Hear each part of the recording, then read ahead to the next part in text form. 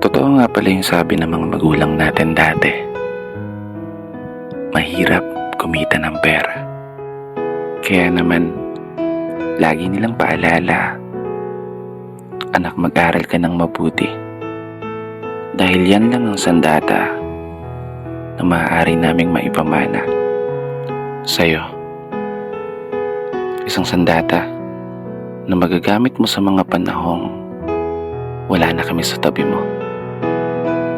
Para gabayan ka o itama yung mga mali na pwede mong maging desisyon, lalo sa sitwasyon na tanging sarili mong lakas ang ituturing mong pundasyon para harapin yung mabibigat na mga pagsubok at hamon.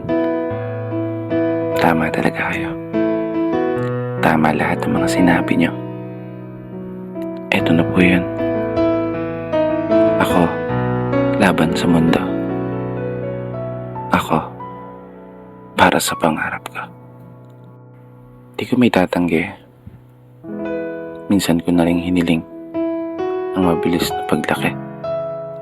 Dahilan para ang inyong mga pamahan at paalala ay nagawa kong may santabi. Aminadong nakagawa rin ng mga pagkakamali. Mga pagkakataong hindi na sana nasayang kung natutunan kong humindi.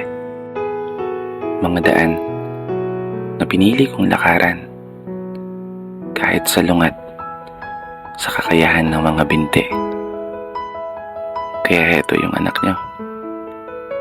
Patuloy na nagbabawi. Patuloy na nagpapakasakali na sana pumabor ang kapalaran habang dala-dala ang inyong mga pangaral. Isang pamana na bitbit ko sa araw-araw. Hindi ako sigurado kung gagana yung mga plano. Ang tanging alam ko lang, magagawa ko itong may panalo.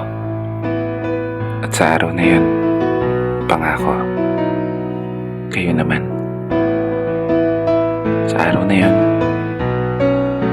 babawi ako sa inyo. Maraming salamat sa sandata niyong ipinamana. Dito na nagtatapos.